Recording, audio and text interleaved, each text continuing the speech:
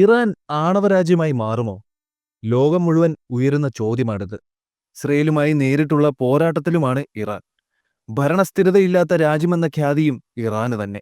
തീവ്ര നിലപാടുകാരാണ് രാജ്യത്തിന്റെ അധികാരം കൈയാളുന്നത്. ജനാധിപത്യപരമായി തെരഞ്ഞെടുക്കപ്പെട്ട പരിഷ്കരണവാദിയായ പ്രസിഡന്റ് പെസഷ്കിയൻ വെറും കാഴ്ചക്കാരനായി നിൽക്കുന്നു. ഈ സാഹചര്യത്തിലാണ് ഇറാൻ ആണവശക്തിയായി മാറുന്നതിലെ ആശങ്ക ലോകം പ്രകടിപ്പിക്കുന്നത്. ഉപരോധങ്ങളിലൂടെ ഇറാന്റെ ആണവ നീക്കങ്ങളെ തടയാനാണ് അമേരിക്ക ഉൾപ്പെടെയുള്ള രാജ്യങ്ങൾ ശ്രമിക്കുന്നതും. എന്നാൽ ഇറാന്റെ ആണവ പരീക്ഷണങ്ങളെ തടയാൻ ഉപരോധത്തിനും സാധിക്കുന്നില്ലെന്ന വിവരമാണ് പുറത്തുവരുന്നത്. ഇന്റർനാഷണൽ ആറ്റോമിക് എനർജി ഏജൻസിയുടെ റിപ്പോർട്ട് പ്രകാരം ഇറാൻ ആണവായുധങ്ങൾ നിർമ്മിക്കാൻ കഴിയുന്ന തരത്തിൽ യുറേനിയം സമ്പുഷ്ടീകരണം നടത്തി മുന്നേറുകയാണ്.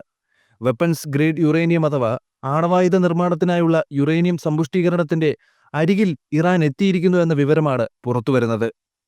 അന്താരാഷ്ട്ര ആണവോർജ ഏജൻസി മേധാവി റാഫേൽ ഗ്രോസിയാണ് ഇക്കാര്യം വ്യക്തമാക്കിയത്. ബഹ്റൈനിൽ മനാമ ഡയലോഗ് സെക്യൂരിറ്റി കോൺഫറൻസിലാണ് ഗ്രോസിയുടെ വെളിപ്പെടുത്തൽ. 60% യുറേനിയം സമ്പുഷ്ടീകരണത്തിലേക്ക് ഇറാൻ വേഗത്തിൽ എത്തിക്കൊണ്ടിരിക്കുന്നു. ആണവായുധം നിർമ്മിക്കാൻ വേണ്ട 90% സമ്പുഷ്ടീകരണത്തിലേക്ക് ഇറാൻ വേഗത്തിലെത്തുകയാണെന്നും ഗ്രോസി പറഞ്ഞു. അതിനിടെ സിമോർഗ് റോക്കറ്റ് ഇറാൻ വിജയകരമായി വിക്ഷേപിച്ചിരുന്നു. ഇമാം ഖൊമേനി സ്പേസ് പോർട്ടിൽ നിന്നായിരുന്നു ഇറാന്റെ റോക്കറ്റ് വിക്ഷേപണം. 300 കിലോഗ്രാം ഭാരവും വഹിച്ചാണ് റോക്കറ്റ് കുതിച്ചുയർന്നത്. അവയിൽ ഫക്കീർ 1 മിലിറ്ററി സാറ്റലൈറ്റും ഒരു ഓർബിറ്റൽ പ്രൊപ്പൽഷൻ സിസ്റ്റവും ഉൾപ്പെടുന്നു.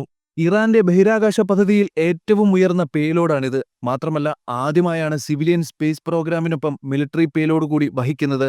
മധ്യ ഇറാനിൽ സ്ഥിതി ചെയ്യുന്ന ഇസ്ഫാഹാൻ പ്രവിശ്യയിലെ നാഡാൻസ് ആണവ നിലയം പലപ്പോഴും വാർത്തകൾ നിറയാറുണ്ട്. യുറേനിയം സമ്പുഷ്ടീകരണ പ്ലാന്റായ നാഡാൻസിന്റെ വിസ്തൃതി 1,00,000 ചതുരശ്ര മീറ്ററാണ്. ഏകദേശം 19,000 സെൻട്രിഫ്യൂജുകൾ ഇവിടെയുണ്ടെന്നാണ് കണക്ക്. 2015 ഉടമ്പടിയെ തുടർന്ന് നിർത്തിവച്ചിരുന്ന യുറേനിയം സമ്പുഷ്ടീകരണം പിന്നീട് ഇറാൻ വീണ്ടും തുടങ്ങിയിരുന്നു. ഈ നിലയത്തിൽ സൈബർ ആക്രമണങ്ങളും സ്പൈവെയർ ഉപയോഗിച്ചുള്ള വൈദ്യുതി മുടക്കവും നടന്നത് വലിയ വാർത്തയായിരുന്നു. ചില സ്ഫോടനങ്ങളും ഇവിടെ നടന്നിട്ടുണ്ട്. ഇതിനു പിന്നിൽ ഇസ്രയേലി ചാരസംഘടനയായ മൊസാദാണെന്നും അഭ്യൂഹങ്ങൾ ഉയർന്നിട്ടുണ്ട്. ഇസ്രയേൽ വികസിപ്പിച്ച സ്റ്റക്സ്നെറ്റ് എന്ന കുപ്രസിദ്ധ വൈറസിന്റെ ആക്രമണങ്ങളിൽ പകുതിയിലേറെ ഇറാനിലായിരുന്നു. ഈ ആക്രമണങ്ങളിൽ പലതിന്റെയും ലക്ഷ്യം ഇറാന്റെ ആണവ സമ്പുഷ്ടീകരണ നിലയങ്ങൾ ആയിരുന്നു. 2021 നടന്ന ആക്രമണം ലോക ശ്രദ്ധ നേടി. നാഡാൻസ് ആണവ നിലയത്തിന് ഇന്റർനെറ്റുമായി യാതൊരു ബന്ധവുമില്ലായിരുന്നു. നിലയത്തിലെ കമ്പ്യൂട്ടറുകളെല്ലാം ഒരു സ്വകാര്യ നെറ്റ്വർക്ക് വഴി കണക്റ്റഡ് ആയിരുന്നെങ്കിലും അട്ടിമറികൾ ഭയന്ന് ഇവയെ ഒന്നും സൈബർ ലോകവുമായി ബന്ധിപ്പിച്ചിരുന്നില്ല. എന്നാൽ ഇസ്രയേലി ചാരസംഘടനയായ മൊസാദിന്റെ തന്ത്രപരമായ പദ്ധതിയിൽ ഒരു ചാരൻ നിലയത്തിനുള്ളിൽ കടന്ന് തന്റെ കയ്യിലുള്ള പെൻഡ്രൈവിൽ നിന്ന് നിലയത്തിലെ കമ്പ്യൂട്ടർ സംവിധാനത്തിലേക്ക് വൈറസിനെ കടത്തുകയായിരുന്നു. വൈറസുകൾ നിലയത്തിന്റെ സംവിധാനങ്ങളെല്ലാം സുഗമമായ രീതിയിൽ തന്നെ പ്രവർത്തിക്കുന്നുണ്ടെന്ന് ഇറാനിയൻ അധികൃതരെ വൈറസ് തെറ്റിദ്ധരിപ്പിച്ചു. അതിനൊപ്പം മൊസാദിന് നിലയത്തിന്റെ നിയന്ത്രണം നേടിക്കൊടുക്കുകയും ചെയ്തു.